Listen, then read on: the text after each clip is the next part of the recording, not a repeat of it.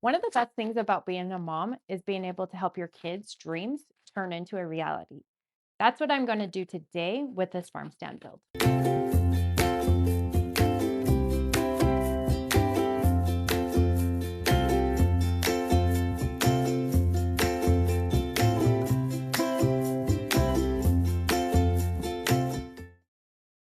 One of the first steps I take when I am creating a new project is gathering up all the ideas. Um, Usually, a lot of the times when I do this, I will just use Pinterest because there are some really cute ideas on there.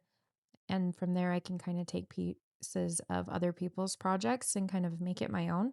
I also like using other inspiration from this one is just one in my town. And then I like to put them all together to kind of make a vision board of kind of what I have in my head. It's obviously not perfect at this point, but it's just a starting point. And I like to go over to my 3D software and be able to kind of sketch everything up, kind of get a little bit of more of an idea how I want it to be. Once again, it's still not the finished design at this point. It's just a good starting point for me. Once I have that, then I can actually start with the build a little bit more. So I have the base I'm pretty decided on what I want for the base at this point. So I just started to go ahead and start there and create that. These first parts that I'm cutting here are going to be the outside of the frame. Based on the 3D model that I had created, I knew that I was able to get a front and the side piece out of one 2x4. And so that's what I'm doing here. I'm just cutting those down. They're not the perfect length yet. I just wanted to get them kind of cut in half. And then I can cut them together so that I know that my front and my back pieces are exactly the same. For this, I measured them out to be 5 feet. That's the overall width of the farm stand that I decided to build. And then once I cut those together, I know they're exactly the same and they're going to um, match up when I go to assemble the whole thing. Having those front and back pieces cut, I can bring over one of the side pieces and measure it with those front and back pieces together. I'm measuring off of that one out to 30 inches, which is what I decided I wanted the depth of my farm stand to be. Um, Once I finish marking that, then I can take them both over and cut those together. And the reason why I do it this way is so that I don't have to do as much math, and I know that they're going to be exactly 30 inches when I assemble the whole thing. And I'll show you a little bit more what I mean by that because these ones go in between the two by fours right here. I put those in between, and then my overall width or depth of the stand will be 30 inches, which is what I was going for. Next, I grabbed my 4x4 post and I am going to cut that down. Once again, I like to cut it in the middle. That way I can know that I'm going to have nice straight cuts on all of the ends once that is all cut down to the right length. So here I am just cutting it in half. After I get them all cut in half, then I can cut the legs down to the final length that I want them. And for my project, I wanted them to be 24.5 inches. And so that's what I marked them to, and that's what I'm going to cut them to. And I think it turned out to be a really good height. I didn't want it to be so short that people had to bend down, but I also didn't want everything to be so tall that it would be hard to reach things for short people like me. So I just went ahead and got all of those cut. I'd measure everything, cut it, and then I kind of go over to where the farm stand was on my table and put it in place. And that's kind of exciting because now it's starting to kind of come together and you can kind of see it, what it's going to be like. And that's a really exciting part for me. And one of the things that I really look forward to is when you can kind of see everything becoming a reality. Every time I'd cut it, I'd bring it over and I would just check, make sure that they were all perfectly even. And once they were, I just went ahead and put them all in their places. And then you can kind of see like what the outside of it is going to look like. Next, I'm going to work on the support pieces. So I'm going to lay both of the legs down together and then two of the 2x4s next to each other to represent the front and the back. I grabbed a 2x4, cut the end off just to square it up a little bit, and then take it over and measure it from there.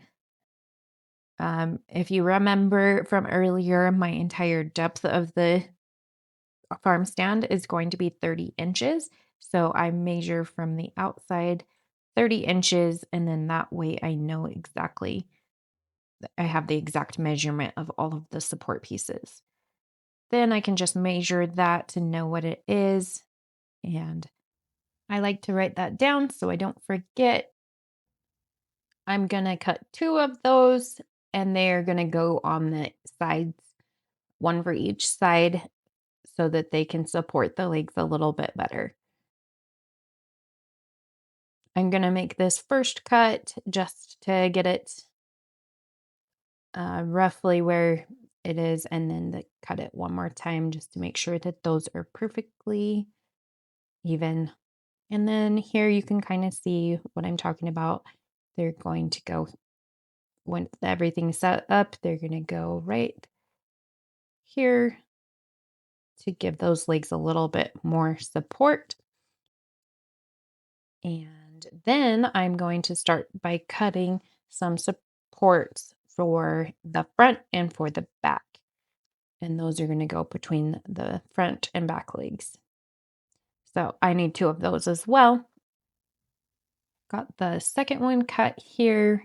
And then I'm going to go ahead and start cutting the support pieces for the middle of the stand.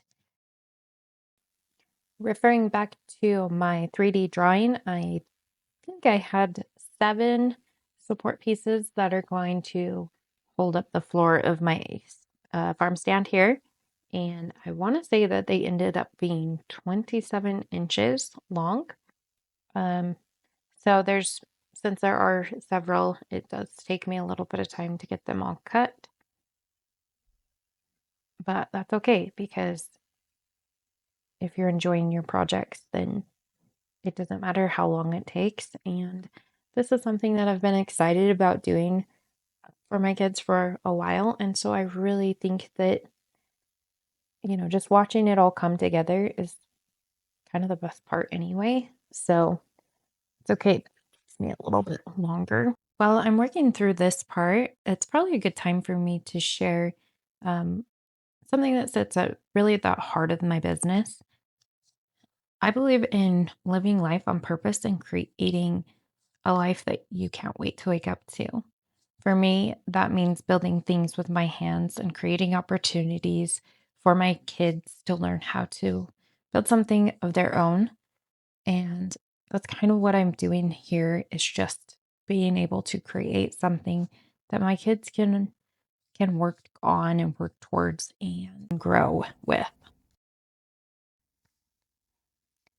So now you can see that I have all the support pieces here. There are 4 boards that are going to be connected directly to the legs. And so I'm going to use a pocket hole jig here to connect those, drill those out. This is one of the side pieces, and it's going to need 2 pocket holes on each end of the board. So that's what I'm going to do here. And then I'm going to flip it over and do 2 more on the other end so that it can connect to both legs. And then I'm gonna need to do the same thing to the other side. So just grab the other one, line it up so that it's fitting in right, and then 2 pocket holes on that one, and then flip it over, same thing, 2 pocket holes on that one. So these are gonna connect to the 2 short sides. both legs, one leg on each side. And then from here, I kind of gather up the middle support pieces and get those a little bit out of the way. And then I can do the longer pieces that are going to be in the front and the back. And same thing, those are going to connect to the legs also. And so they just need two pocket holes, one on each, or two pocket holes per end. So do one, flip it over, do the second side. Seems like a lot of pocket holes, but I'm going to show you how I connect everything to the legs. When I do start connecting everything, I'm going to start with the sides just because they are shorter, so they're easier to clamp. Um, I want to make sure that I have all of my pieces flush and pressed against the table so that they are really even on the outside. And then I'm just going to go ahead and get them clamped up and screwed in. You could use some glue here. I didn't. I didn't feel like it needed it, but definitely an option if you want to. One thing that I will say though is that I did not get a long enough drill bit, which made it a lot harder. And I think I ended up having to go back and finding the actual longer drill bit because when you're doing pocket holes, it's, oh, yep, there it is. Had to find something to extend it and make it longer so I could actually get it in all the way. Then I just a matter of flipping it over, or I'm sorry, getting the next one, doing the same thing. Oh, first I have to admire the work that I had done because it stays together, which is pretty awesome when you finish a project and it's actually working. So now, second leg or second side. Got that all clamped up here, and now we're cruising. We are gonna just go ahead and throw the screws right in each of the holes and then uh, connect them.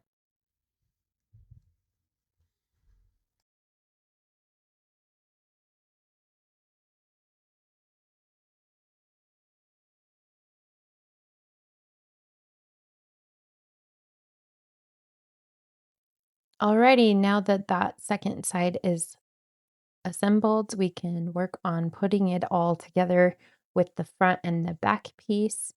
So I stood it up and then realized that it would be a little easier if I go ahead and turn it on its side so that the um, front piece is flat against my table. And then I had to go and find some really long clamps. The process of adding the front and the back pieces was very similar. I just laid them out, got them all clamped up, and then went ahead and put two screws on each end going into the legs, and then flipping over and attaching the top part or the other side to the other set of legs.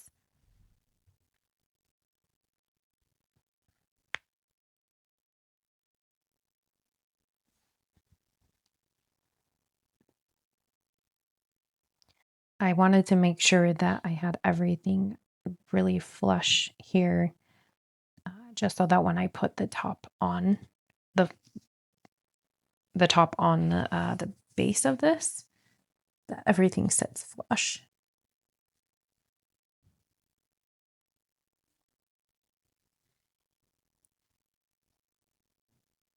Then once I got that all done, I was able to stand it up and kind of see the actual like overall size.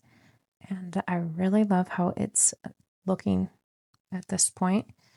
Um, then I wanted to go ahead and throw in all the support pieces. I went ahead and measured out to find the center where the center one would be. And then I clamped those ones in their place first. And here I'm just going to be using the same screws because I was going to be drilling it into the ends of the 2x4s. I did decide to go ahead and just pre-drill. And then these pieces, I wanted them to go into both the legs and into the outer uh, portion of my frame. So I drilled them into the legs first. And then I went ahead and screwed it in from the outside of the frame, like so. I went back over to the other end of the stand and did the exact same thing. One of the things I was thinking about during this build is that something I want my kids to learn early is that if you have an idea, you can build something from it, whether that's a business, a project, or the kind of life you want to live. This farm stand might seem simple, but for me, it's about giving my kids a chance to learn how things work. I grew up in a very different situation, and there weren't a lot of opportunities for me to explore ideas like that. I was actually talking to a really good friend recently about something similar. And we were remembering how when we were kids and we asked why, it was often met with because we said so, or stop being disrespectful and don't question me. But looking back and remembering those experiences, I remember thinking that I was never trying to be disrespectful. I was just a curious kid who wanted to understand. So now when my kids ask me why, I try to answer them differently. During this build, my daughter actually questioned me about something that I was doing. And instead of assuming that she was questioning me to say that I'm doing it wrong, I assumed that she was just curious and that she just wanted to learn. And when you think about that, that one small moment could have gone two very different ways. So I guess I just want to challenge you here when your kids ask you a question. How are you responding to their question? Are you responding as though they are just being mean and disrespectful, and or are you actually thinking maybe they are just trying to learn and trying to understand? I've found that when I actually question myself, like, yeah, why am I doing this? It turns my actions into something that's more intentional. And that gives me a chance to be able to not only explain it better to my kids, but also just I know that I'm living my life on purpose. And I think that that is very powerful, especially when you do make mistakes, because we all make mistakes. And when you can be honest about things like that with yourself and with your kids, I think it adds a level of respect and it adds a lot of patience into your family. And it just makes everybody more willing to learn and understand from another point of view, which I think is just part of the reason that families are so important.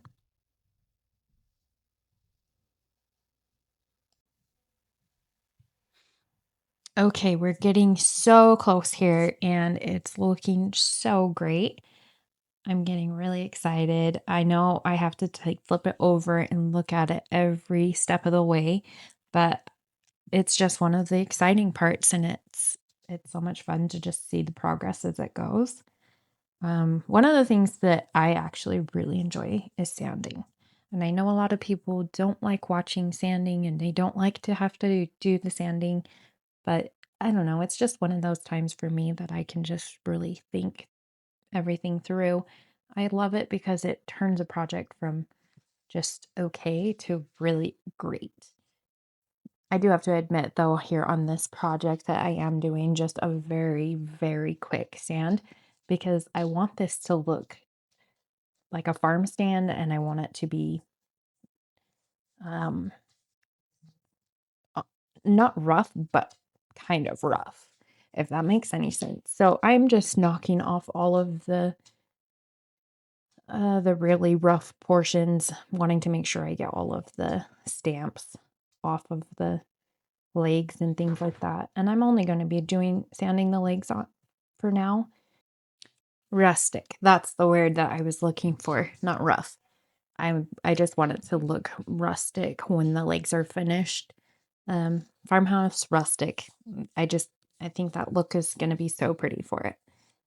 So after I finish sanding here, my daughter you can see her over there. She's trying to find the right router bit for me. And I'm going to be just putting a chamfer around all of the different legs. I also just realized at this point that I am just too short to do this all the way up here on my table. So I had to move it down to the ground again and so that I could reach a little bit better. But I think it turned out really awesome. I really love how it looks with these legs when they have all the chamfers on the sides. Once I finish this, I'm going to just go ahead and give it another real quick sand, just with a sanding sponge, just so that it can be really smooth.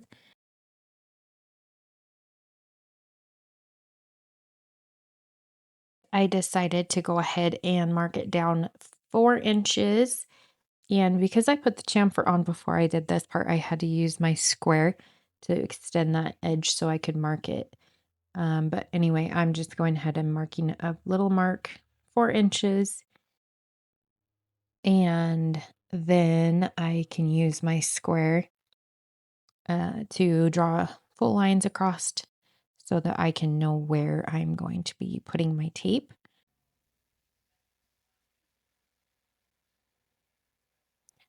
Okay, so I decided to put some tape across on all of those lines, and it's pretty simple to do. I just made sure that the lines were or I was taping along the lines really straight.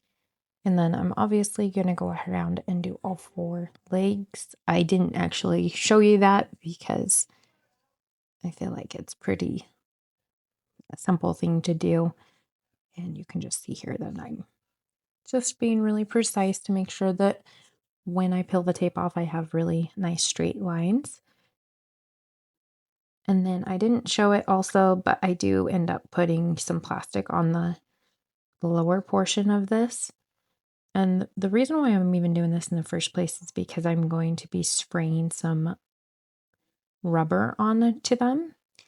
And I just want the rubber to protect the feet so that if it rains or snows, that their feet aren't just sitting soaking up all that moisture. So this part was really pretty satisfying. I just love watching things be spray painted. And then, like I said, this is like a rubber once it dries. One thing I will tell you is that you definitely want the doors to be open for this because it is a very strong fumes. And I think I came back and I did a second coat on this so that they were 2 coats. I'm just going to show you the one, but it was really pretty satisfying just watching that turn to rubber. Okay, as I'm kind of wrapping up this video here for this part 1, I just kind of want to go over a little bit what part 2 will bring. I am going to be putting on some braces for the legs. I really love the triangle braces, and I'll show you a picture again of what my 3D drawing looks like so you can see what that's going to look like. And then I'm also going to stain the legs and those braces. I'm still trying to decide what color I want those. If you have any suggestions, leave them in the comments below. And then I'm also going to go ahead and put a floor on the top of the base of the stand, and then work on starting the walls.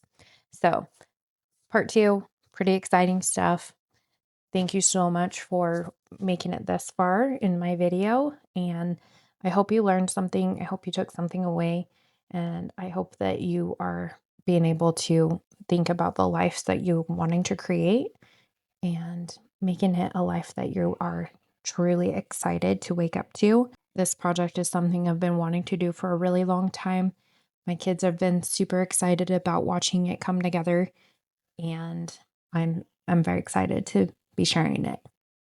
Here you can see what I'm talking about when I peel off the tape, and I have just really nice crisp clean lines, and it's just going to look so great.